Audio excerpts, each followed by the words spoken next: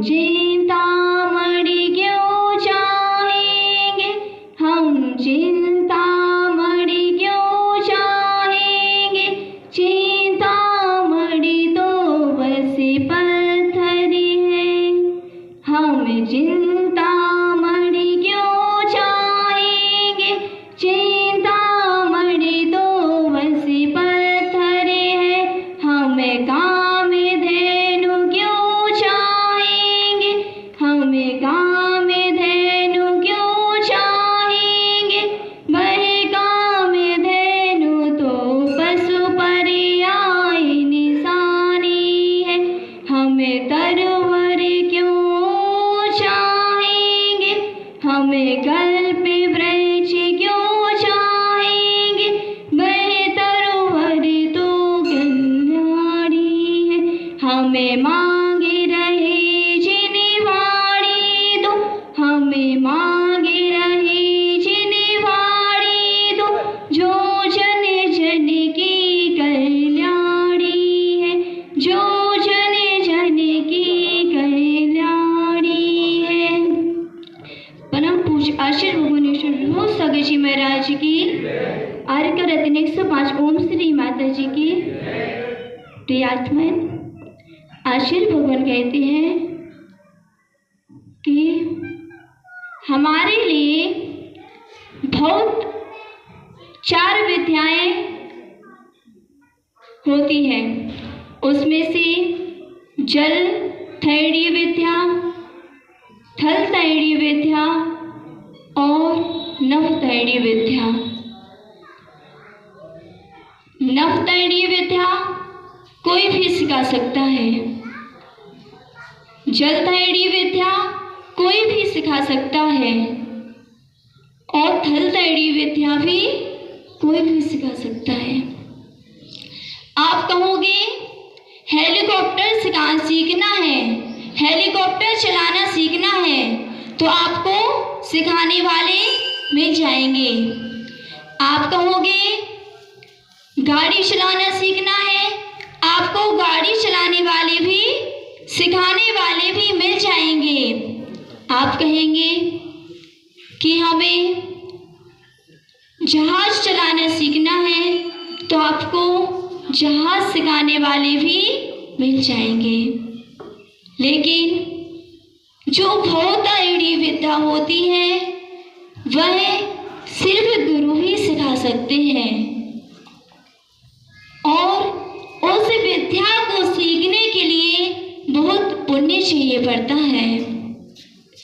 आशीर् भगवान कहते हैं कि पुण्य को एकत्रित करो, अपनी विशुद्धि को बढ़ाओ, क्योंकि जहाँ हमने जन्म लिया है, हमारा जैन कुल में जन्म हुआ है, वह तो पुण्य से ही हुआ है। आज हम मंदिर जी में विराजमान है, ये भी हमारे पुण्य के कारण ही है।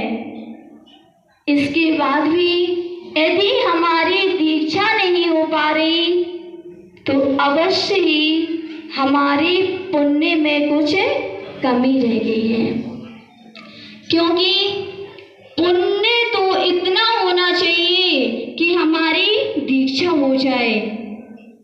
जब हमने जैन धर्म, जैन कुल पा ही लिया है, दिगंबर भी हो गए हैं और तीर्थंकर का स्वरूप बताने वाले हमारे गुरुवर विराजमान होते हैं, उसके बाद भी यदि हम उस मार्ग पर ना चल पाए तो प्रियात्मन, श्रावक एक छोटा भाई होता है और शिवर बड़ा भाई होता है। श्राविका छोटी बहन होती है और आर्यिका बड़ी बहन होती है। तो जिस पद चिन्हों पर हमारे बड़े भाई बहन चल रहे हो तो छोटे का कर्तव्य भी होता है कि उसी मार्ग पर चलें। और अब मैं अपने गुरु के बारे में कहना चाहती हूँ। आपने तो देखा ही है, यहाँ पर आशीर् भगवान रुके हुए हैं कि कितना वात्सल्य है,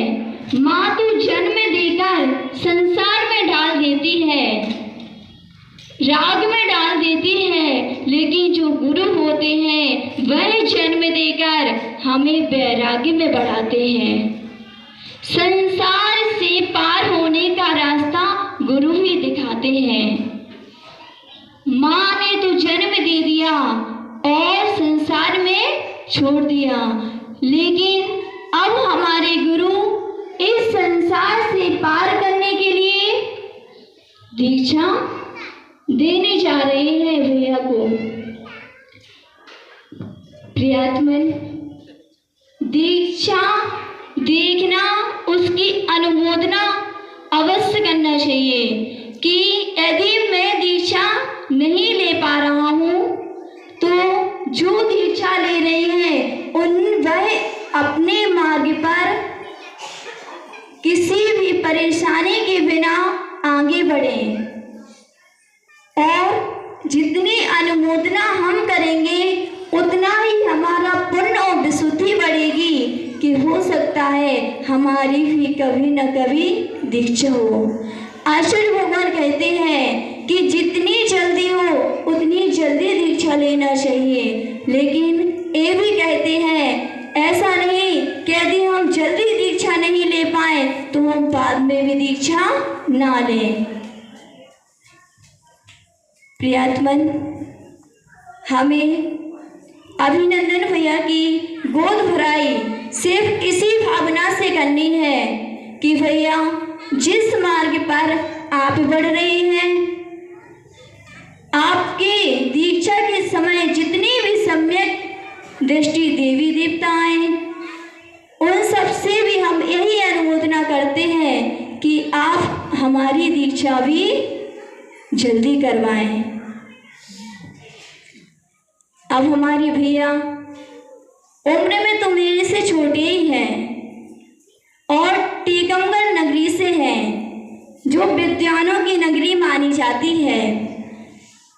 आज आचार्य भगवान के संग में भी 4 पीछी विराजमान हैं, 3 अभी हैं सम्यक दर्शन, सम्यक ज्ञान और सम्यक चारित्र के रूप में, और अब हमारे तप के रूप में अभिनंदन भैया भी शामिल होने वाले हैं।